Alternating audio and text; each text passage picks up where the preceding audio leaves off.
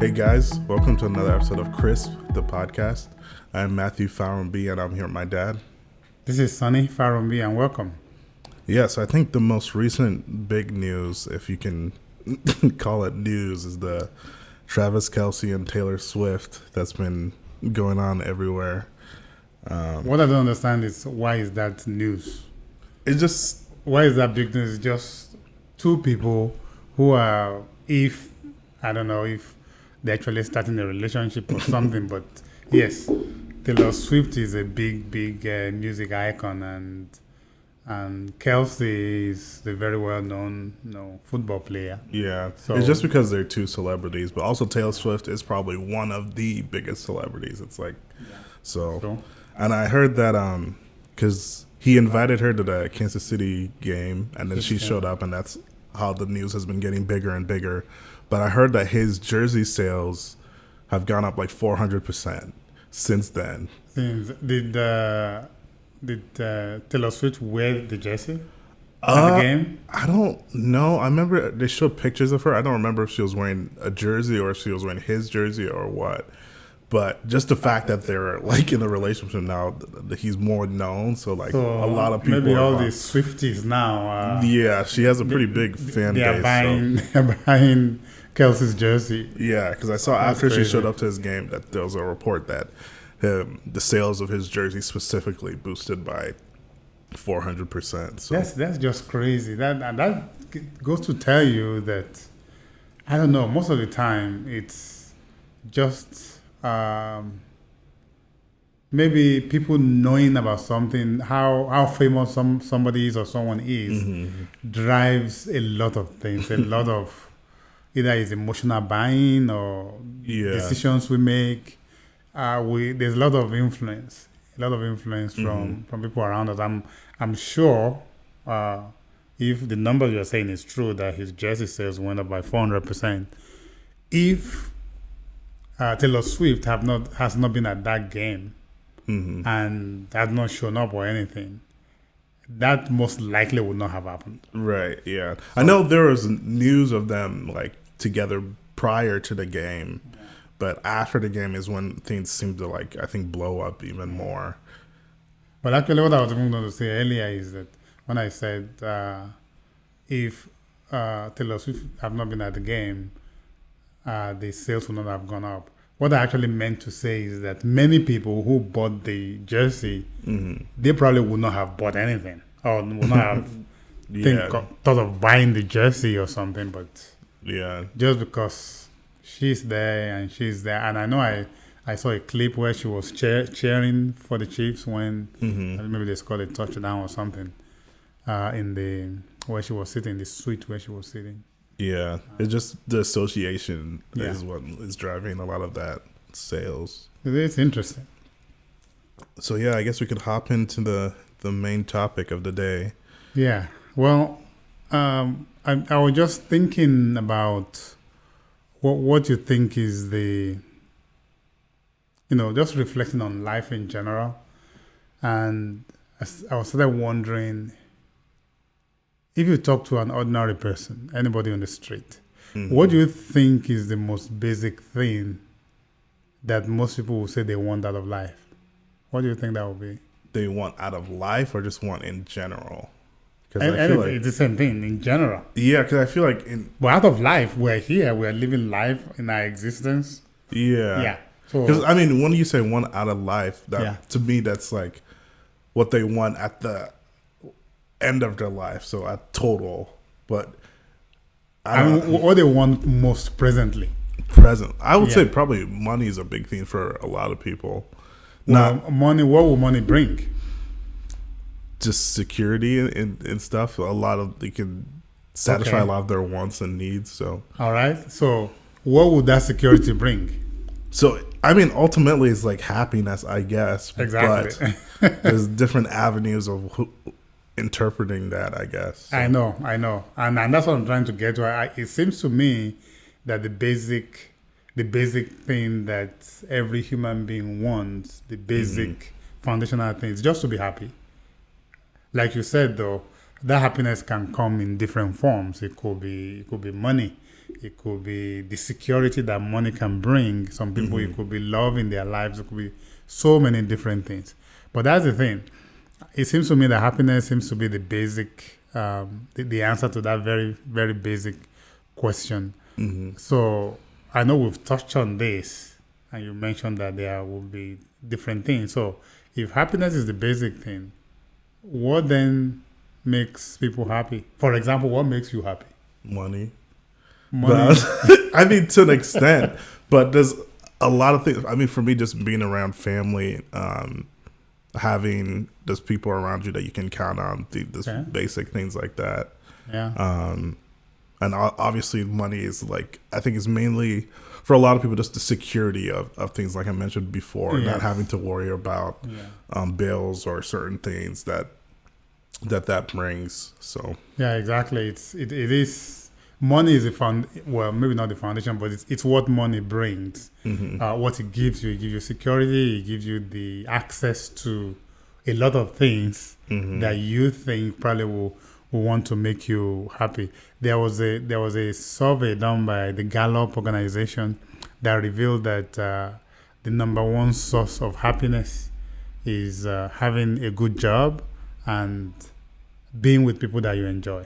You know, Gallup does a lot of surveys and research into workplace engagement and things like that, and it discovered that having a good job and being with people that you enjoy. Also, I found out recently that the Mayo Clinic also said that your supervisor, the person that you report to at work, that your supervisor is much more important to your health as a person than your doctor. Oh, okay. Yeah. Well, I mean, that makes sense. Your doctor doesn't do much until something happens, really. Well, now, not if you go for annual physical. Yeah, but even then, well, yeah, I guess. But it does make sense because that's someone you're spending probably 8 hours a day, 5 days a week with, and they can be the cause of stress and all kinds of things. So most time we spend a lot of time with people that we work with than even our own family members. Because if you work 8 to 5 every day, you are spending most of that time with your coworkers, with your boss, with your manager. And it makes sense that whatever happens at work, relationship with that person, your supervisor, can determine a lot about how happy or unhappy you are in life. And it's funny when you think about it that way, because there's also a research that was done several years ago that says most people are not really happy with their jobs. What's your experience with that? What do you think? I definitely can see that because I feel like most people just see a job as a way just to make money, Pay their bills, just to pay bills. So they're satisfied not being happy as long as they're able to bring in that income. And sometimes the time it takes to change jobs or even change career fields or change trajectories or could either mean they're making less money or they might not find a job. So sometimes that could be the cause of why they're just staying where they're at, just because it's more comfortable in that sense. So yeah. And that is true. A lot of people they're not happy with their jobs, and that's why you find many people these days have a side, what we call a side hustle. Side hustle, yeah. Something that makes them happy, and it looks like the people who are able to turn that side hustle, something they really enjoy doing, something they are really passionate about, if they are able to turn that into a good paying job or something that pays their bills, those are probably much more happier people than the rest of us. Now, as we talk about this, it reminds me how kind of this connects directly to one of the 15 emotional intelligence skills that I usually share about when I have opportunity to speak to groups and to organizations. And it's this skill called self-actualization. Self-actualization. It sounds like a big, high-sounding word, but self-actualization is actually about it's it has two sides. There are two sides of the same coin. Mm-hmm. One is doing things that you enjoy, and the other one is developing yourself. But the goal of either one is actually to improve emotional health, to make you happy. Mm-hmm. Self-actualization is one of the skills that contribute to happiness. The more self-actualized you are, the happier you are. And one of the ways, it seems, one of the ways to grow in this skill of sexual self-actualization is actually to achieve goals. It's about goal achievement, which is, if you think about it, that's one thing that it doesn't seem that we do very well. Okay, let me ask you this question. Imagine you set a goal to accomplish something and you achieve that goal. What does that do to you? How does it feel? I definitely feel like it elevates your self-confidence because you're able to have set something in place and achieve that. Yeah, that's just the first thing that comes to mind. Yeah, well, it definitely helps self-confidence. But I think at the basic foundational level, it just makes you happy, right? Mm-hmm. You feel good about yourself. You feel good about yourself. Okay, I set the goal and I achieved the goal. No, you are happy, and that's the basics. That's the big. Definitely, yes, it leads to self-confidence. It leads to a lot of things, and that begs the question: if that is true, if setting goals and achieving goals helps us to be a little bit happier, why don't we do more of it? Why don't you think we do it? If, like we said at the beginning, one of the most important things we want out of life is to be happy. I think it's just basically that it takes work. I think day to day you're comfortable in just your regular just life, that you have to be intentional about setting goals to do that, and that takes mental work and mental discipline. So yeah, in the end it's gonna be better for you, but the initial start, I think, is why Yeah, I think that's so true. That's what is that resistance, because when you set a goal, you are saying, I want to accomplish this thing that I don't have right now. Right. I want to be in this position that I'm not in right now. So it requires change. Maybe changes to your schedule, changes to the way you do things. It requires some change to be able to adopt new behaviors, follow through on those new behaviors that will help you accomplish that goal, and then follow through and achieve the goal. And I agree. It's just that resistance to, to want to do that. And even when we set the goals, for people who set the goals, who are able to say, oh, I want to set a goal, maybe they are motivated, they hear a motivational speech or they hear a podcast from somewhere and say, I want to set a goal. Most of them fall by the wayside. Yeah, and I think that's what I was going to bring up, is part of it is like people know that if they don't achieve that goal, that's almost, I'm not going to say set them back, but it's going to make them, in a sense, more like kind of more depressed state than maybe they were initially, just because they're like, oh, I set this goal, I didn't achieve it. And then it's going to take even more maybe effort to set more goals in the future. You think people will actually think that if I set a goal, I don't achieve it, I'll be sadder than I was before? I don't know about sadder. I don't know how to like express it, but it's like one of those things, like you almost feel bad when you don't achieve a goal that you set. So it's definitely, I think that comes into a factor. I think some people just don't care. They just don't care. Once again, they may be motivated because they hear something or they see someone. They have that immediate motivation to set a goal and they start working on it. Okay, why is it that at the beginning of a new year, for example, people said New Year resolutions? And what's the most common New Year resolution people say? Probably lose weight. To lose weight, okay. Eat healthy. They said they want to lose weight, and a lot of research actually has been done, and they're saying by the second or third week of January, most people, I forgot the percentage, they have forgotten about the goal. If it's losing weight, either going to the gym or eating healthier or something like that. Most people forget about it. Why is that the case? I feel like there's probably a couple of reasons, but one, it's that maybe set a goal that's so generic that they don't have actual steps to achieve it. Yeah. And it's just like, oh, I want to lose weight. Well, that's what is like. What are you going to do to achieve that? You have to have actual steps, or they set this like unrealistic goals. I think that's like, oh, I want to make $1 million by the end of the week or something like that. And not to say that that's very realistic for some people, but for other people it might not be. But if you have actual steps to get there, I think that's the key, and then being disciplined to achieve that. Yeah, and I agree with you. For many, it's because they don't have the actual process in place, the steps that will get them there.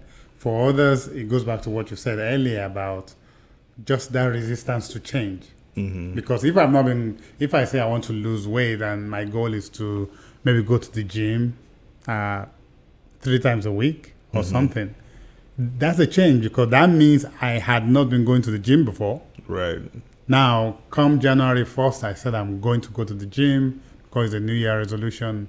And then you have to make the change. You have to find the time. Maybe that time before, that's the time you spend watching TV or something. You now have to carve out maybe an hour or a couple of hours to go to the gym. So that change is the resistance to change is one of the things that we as humans we just have that resistance. We don't do very well with change. We want to remain in the same, keep the status quo. Yet we know there's a need. We know we need that goal. We need to accomplish that goal. But for whatever reason, we just can't get ourselves out of it. So what do you think? What do you think we need to do to get out of that that mode, that status quo mode, to get us going? I don't know. I think this comes down to, again, we kind of mentioned it, of setting steps to get there, and it probably varies from person to person, but it's just something to think about. Yeah, well, I would say, and you are right anyway to an extent, but I would say that first of all, like we're talking about this, that setting goals, accomplishing them helps us to be happier, which is the basic thing that most human beings want. We want to be happy. But maybe many people have not connected that. They have not connected that, setting goal and achieving that goal actually makes me a happier person. Especially when I know that goal is not being forced on me. In many organizations, many companies, employees have goals for the year. Right. They set the goal. So in those cases, those goals are kind of, in a way, forced on them by the organization. Yeah. So most people will work hard to accomplish the goal, but we're talking about personal goal here. Something that is personal to me. I realize, okay, this will be good for me. Losing weight, like the example you gave earlier, losing weight will be good for me. So what do I need to do? Maybe, it will give me more energy. Now it will help me to be, to achieve whatever it is that I'm trying to achieve. It's good enough. It's good for me, and it will make me happier. Then we just need to set the goal. And what I found out is that it looks like most people don't set goals. If you ask a lot of people if you have a personal goal, not the goal at work that your boss sets for you. Do you have a personal goal? Most people actually will say no. Yeah. They don't have a personal goal that they are working on right now. So in that sense, I would actually say the first initial step is to just get a goal. Just get a goal. No, honestly, and this is, we are kind of making light of this, but it's actually very important. Research I found out this is very important to our well-being as humans, our emotional functioning, and like I said, when you set a goal and you achieve it, you are happier. You are happier. You feel better. You are much more self-confident. So we should actually. It seems to me that every human being who really have the desire to be happier, to be successful in life, we need to always have a goal we're working on. You set a goal, you achieve it, you're happier, you set another goal. Maybe a little bit tougher goal or something. Yeah, and I also think it should be a balance of maybe smaller goals and bigger goals too. Because sometimes if you try to jump from this like nothing to just all in initially. Yeah, the steps to take. A lot of us are not disciplined enough to do that. In fact, that is usually a recipe for not continuing with that, whatever it is. And I think that kind of goes back to the New Year's resolution thing we're talking about, because a lot of people go from at the beginning of the year, it's like, oh, I'm going to work out, from going from not working out at all to working out 7 days a week. And like, that's just unrealistic. You have to kind of ramp yourself. You have to almost make it easier for yourself at first. Yes, you to have gain that routine, and then from there you can. As you're saying that, I remember, and I believe, I hope I'm quoting this correctly, a book by James Clear, I think, a very popular book, Atomic Habits, was talking about developing good habits. And he said something that I think I remember as you're saying this. He said that any new habit that you want to develop, any new behavior you want to develop into habit, should not take more than 2 minutes at the beginning. So if you really want to develop a new habit, so as you adopt that new behavior at the very beginning, it shouldn't take you more than 2 minutes at the beginning. At least at the beginning. So you can grow it. You can continue to grow it. It's just that consistency you need initially. Exactly. Yeah. But at the beginning, just 2 minutes, and then you grow it from there. But I think just getting a goal, and like you said, putting the steps and ramping up gradually, goes a very, very long way. Now, let's say we have a goal, and we want to work on that goal. Do you know? Also, if I ask people who say they have a goal and they say, "Yeah, I have a goal," if you ask, do you have your goal written down somewhere? Do you have an idea how many will say they have it written down or they don't have it written down? Probably most, because even from myself, when I set goals for myself, it's a lot of times it's mental goals, and a lot of times you don't write it down or put it somewhere. So and that's another thing that research has found that helps. That most of us, we keep our goal. We say, "Oh no, I have it here. I know what I need to do," but that they need to be written down. Our goals need to be written down. They need to be written down and put in a place where you can always see it. It looks like for many people, out of sight is out of mind. Right. If you are not seeing it, you are not doing it. So it seems that it's beneficial when you have your goal written down and you put it somewhere. Put it somewhere where you can always see it every time, almost on a daily basis, as a reminder. I had one of my EQ classes a few years ago.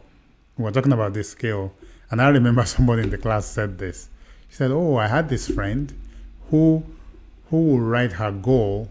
She will write her goal on her bathroom mirror with a lipstick. Oh. She will use her lipstick to write her goal on her bathroom mirror, and that's because she knows she's going to look into that mirror every day. So she's going to see the goal. The goal is going to be in front of her." And she says she keeps the goal there every time until that goal is accomplished. Then she will clean it up and write a new goal there. So just keeping it in front of you gives you the awareness that I need to do this. Right. And as I say this, actually, there's another danger that we can become desensitized also. You write the goal, it's there. After a while, you just see it from your peripheral vision that, okay, it's there. You don't even read it anymore. You're not paying attention to it. Right. No, we don't want to get there. The goal of writing it where you can see it all the time is to say, this needs to happen. One thing that I know some people also do is to, especially with the electronic life that we live these days, to set reminders either on their phone or put it on their calendar. That say, this is the time I'm doing this, or set a reminder for me to do this at this time. And then reminding themselves every day that when that reminder comes up, this is not, I'm not snoozing it, or I'm not dismissing it. I'm actually going to stop whatever I'm doing that thing. Because that's how you build those disciplines. Right. Okay, so we talk about setting goals. We talked about making sure we write it down. Another thing that helps most people, a lot of people achieve goals, especially at the beginning, to overcome that initial resistance that we talked about when you're making a change, is to have someone hold them accountable. Someone. And I've also been in situations where I've asked people, okay, you have a goal. Let's say you have it written down. Do you have someone holding you accountable for the achievement of that goal? Right. And I've heard some people say, "Oh, I'm very disciplined. I can I can keep myself accountable." What do you think about that?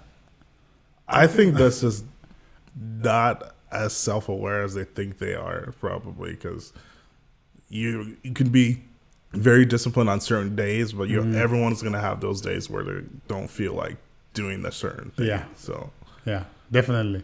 Definitely, I agree. When when I ask that question in one of my sessions, and people say that, my response is usually this. I will tell them, you are the most unreliable accountability partner for yourself. You are not a reliable accountability partner. Yes, you may be good. You may think you are good. But guess what? All of us give ourselves a pass, like you are saying. right. No, not all the time. There are days when you think, maybe you say you are going to go to the gym 3 times a week. And then first week you went 3 times a week. Second week, 3 times a week. Third week you are thinking, you've gone twice. And then come that third time, maybe on a Thursday or a Friday, you are thinking, I'm kind of tired today. I'm tired. I've had, the last couple of weeks I've had 3 times a week. That should count for something. Yeah. We make excuses for ourselves. Yeah. We give ourselves a pass so that we don't follow through. But if you have given someone permission, maybe a trusted friend, a close family member, you give them permission to say, I want you to ask me about this. So you give somebody permission. If I decide, for example, I'm going I want to go to the gym 3 times a week, I can ask you as to be my accountability partner and say, Matthew, every weekend, every Saturday or every Sunday, can you ask me and say, Dad, how many times did you go to the gym this week? Yeah, and that's why, at least with the gym specifically, I've heard a lot of people just find someone and go to the gym with them and just like do that consistently. Because that way, when one of them is not feeling like it, you could be like, oh, well, this person is counting on me to go. So that can be a motivation in itself. Yes. And even still then, sometimes that person might have to text you like, no, we still need to go. So. Yeah, that's true. Having a gym buddy or somebody that you go together, that's even much more powerful, because if you are saying I'm not going, that person could drag you out of whatever and say you need to go. So those are the kind of things that I have found that we, no matter how disciplined we think we are, it's not good for us to think I am going to hold myself accountable. At least not until you have been able to develop the habit enough that it's now become second nature for you. Because most times at the beginning, when we are making those changes, new behaviors, there's this resistance and we don't want to do it. Right. But when we focus and we have the goal, we are following through, we have somebody holding us accountable, it can make a lot of difference. And eventually, as we were saying, when you achieve that goal, guess what? You are happier. It goes a little bit further to the kind of happiness that you put in your bank account. That's such a happiness bank account. Right. And those are the kind of things that I was just thinking how, simple things like just setting goals. And goals doesn't have to be that big, honestly. It does not have to be big. It may be taking 5 minutes to do something you have not done before, something that this is going to benefit me when I do it, or 10 minutes, or doing something differently. But unfortunately, many of us tend not to do that, and we miss out on so many different sources of happiness that can come to us. Right. Yeah. Well, that's all I have. Do you have anything to add to that, or any questions you want to pose? I think, like I said before, and you just kind of mentioned it, is having those smaller goals and the balance of both small and bigger goals that you're working towards. Because, like we said, you can't just jump from small to just having a huge goal, because it's not very realistic. So just starting small, easing yourself into it, and making sure you're just being consistent, I think, is the main thing. Even when you maybe, if it's going back to the gym again, if you only go 2 times a week instead of 3 1 week, still starting the next week and still aiming for the 3 that 3 instead of getting demotivated and discouraged. So I think that's just key for things like that. That's good. Well, hopefully our listeners are motivated to start setting goals. Set goals, write it down, find a buddy or accountability partner, someone that will really hold you accountable for the achievement on that goal. And you'll be surprised how achieving those goals, no matter how small, makes you a little bit happier. You're happier, you are self-confident, you feel good about yourself. Right. You have a better level of self-esteem or self-regard about how you feel about yourself. And guess what? The way we feel about ourselves tend to determine the way we express ourselves to other people. And some of us in foul mood all the time or something, we may be able to help ourselves, getting out of those foul moods just by increasing our stock of positive emotions, being happier, and setting goals, achieving them can help us get there. Well, guys, this has been another episode of Crisp, the podcast. As always, give us a like on YouTube, rate us on Spotify and Apple Music, and we'll see you guys next time. See you next time.